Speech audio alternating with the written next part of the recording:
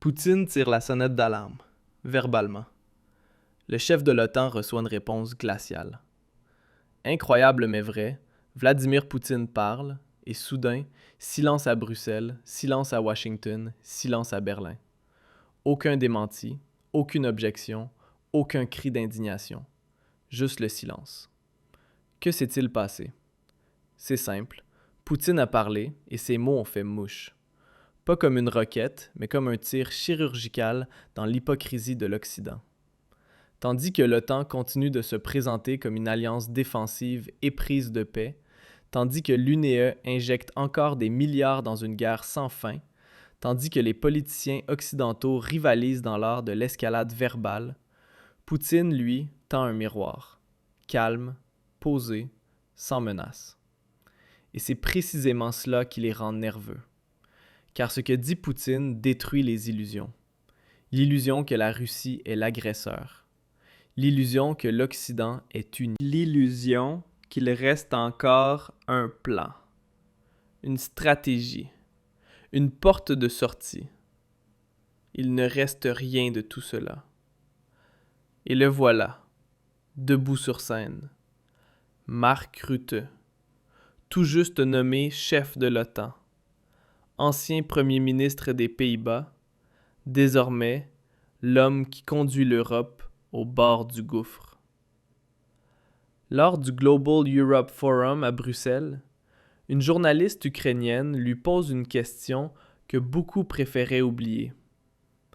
Que se passe-t-il si un missile russe frappe le territoire de l'OTAN? Et Rutte répond, imperturbable, « Nous réagissons déjà. » Oui, vous avez bien entendu. Le nouveau chef de l'OTAN admet ouvertement que l'Occident est déjà plongé dans la guerre.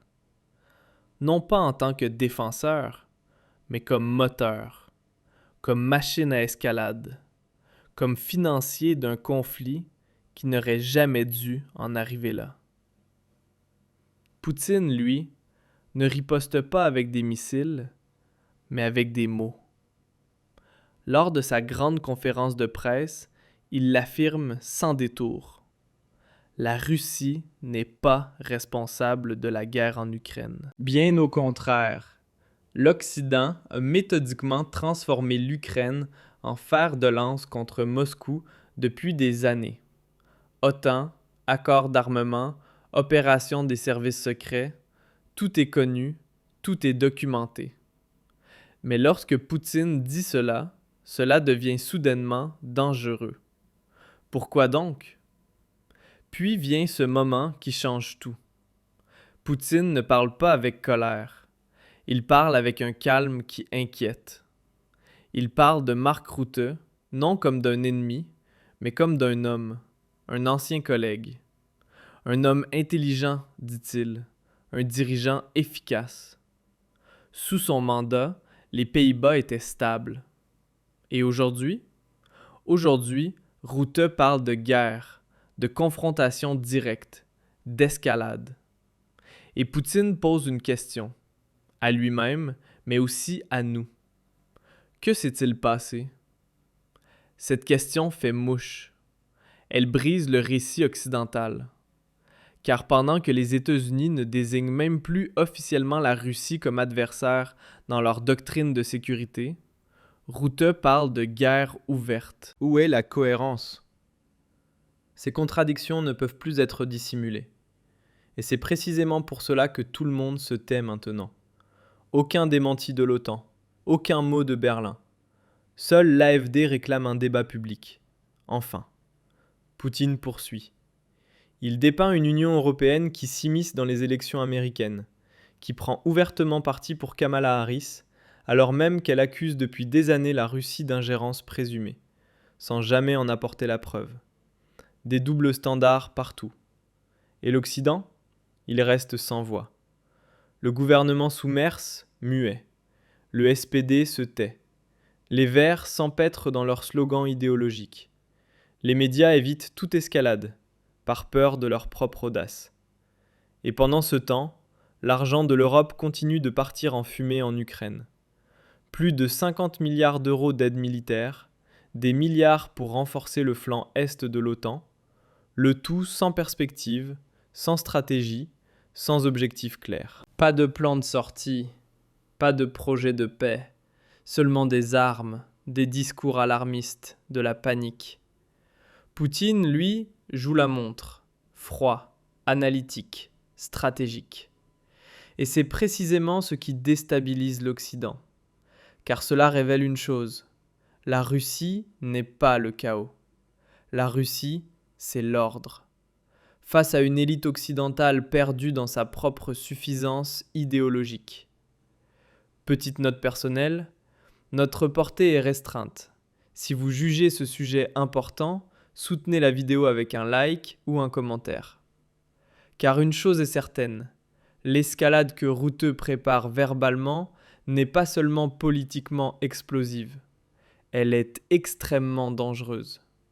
Et elle révèle à quel point la classe politique européenne s'est éloignée de la réalité. Sur une scène, un secrétaire général de l'OTAN appelle au réarmement, à davantage de livraison d'armes, à une défense urgente. Et personne ne pose la question essentielle. Défense contre quoi? Contre une menace que les États-Unis, dans leurs propres documents stratégiques, ne considèrent même plus comme existante. Poutine met le doigt sur cette contradiction, non pas avec colère, mais avec étonnement. Il demande posément « Comment se fait-il que Washington ne considère pas la Russie comme un ennemi alors que Bruxelles parle d'une guerre imminente? » Ce n'est pas une attaque, c'est une analyse. Et c'est précisément pour cela que cela provoque un choc. Car ce que Poutine met en lumière ici, c'est la rupture totale entre la rhétorique politique, la réalité militaire et la perception publique. Et désormais, l'Europe se retrouve mise à nu. Les élites politiques vacillent entre une rhétorique guerrière hystérique et un silence gêné. Les médias tentent d'adoucir les contradictions, mais cela ne fonctionne plus. L'opinion publique commence à se poser des questions. Quel est réellement le but de cette guerre? Quand prendra-t-elle fin? Et surtout, à qui profite-t-elle? Au Bundestag, personne ne répond, sauf l'AfD, qui est la seule à poser haut et fort la question dérangeante. Qui portera la responsabilité si l'escalade devient réalité? Si des villes allemandes sont touchées, si un État de l'OTAN entre vraiment en confrontation directe avec la Russie et qu'il n'y a plus de retour possible? Tandis que la CDU et le SPD gardent les lèvres closes, l'opposition dit tout haut ce que des millions pensent tout bas. Cette politique est un jeu dangereux avec le feu. Et ce jeu se joue sur notre dos, avec notre argent, notre sécurité, notre avenir. Poutine, aussi inconfortable que cela puisse paraître pour beaucoup, propose dans cette situation quelque chose que l'Occident a depuis longtemps oublié, la volonté de dialoguer, mais selon ses propres conditions. Cela peut sembler dur, et ça l'est, mais c'est honnête, c'est prévisible et surtout, c'est préférable à l'escalade permanente de l'OTAN, piégée dans un engrenage fatal de livraison d'armes, de sanctions et d'arrogance morale. Et puis, il y a ce point crucial, le rôle des États-Unis. Officiellement, ils se présentent comme les protecteurs de l'Europe. En réalité, ils poursuivent leur propre agenda. Tout se déroule désormais selon le calendrier électoral américain. Trump, de retour à la Maison-Blanche, veut des victoires nettes. Et l'Europe obéit. Des milliards, des armes, un soutien politique, pour un objectif géopolitique que personne ne comprend vraiment et que nul n'ose nommer ouvertement sur le vieux continent. Et Poutine le dit. Voilà pourquoi ces paroles dérangent autant ceux qui refusent d'entendre la vérité. Il part d'un Occident qui ne sait plus ce qu'il veut, qui n'a plus de stratégie, juste des réactions en chaîne, qui ne connaît plus la diplomatie, seulement la morale brandie comme une arme, et qui s'est enfermé dans une alliance qui aboie fort, mais qui est déjà fracturée de l'intérieur. L'UE se tait, l'OTAN reporte ses déclarations. Et en Allemagne, on préfère débattre du langage inclusif plutôt que de guerre et de paix. Bienvenue en 2026. La réalité dérange, alors on la refoule. Mais elle revient, avec force. Car une chose est sûre, ce mélange toxique d'ignorance, d'arrogance et de surestimation de soi finira tôt ou tard par exploser. Les coûts économiques explosent, les prix de l'énergie repartent à la hausse, les tensions sociales s'aggravent. Et dans le même temps, le risque grandit que des paroles se transforment en véritables missiles. Parce que personne n'ose dire « Stop, nous allons trop loin, nous jouons avec le feu ». En quelques phrases, Poutine a révélé davantage que 1000 débats télévisés à Berlin. Et c'est précisément cela qui rend l'Occident si nerveux. Cette clarté nous fait cruellement défaut. Car nous ne savons plus vraiment ce que nous défendons, ni contre quoi. Si la Russie n'est même plus désignée officiellement comme ennemie, alors que sommes-nous en train de faire? Pour qui des soldats meurent-ils en Ukraine? Pour quelle idée des milliards sont-ils brûlés? Pour quel objectif?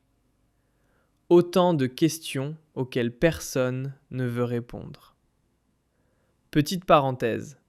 Pendant que tu regardes cette vidéo, le gouvernement prépare des décisions qui auront un impact direct sur ta vie, que tu le veuilles ou non.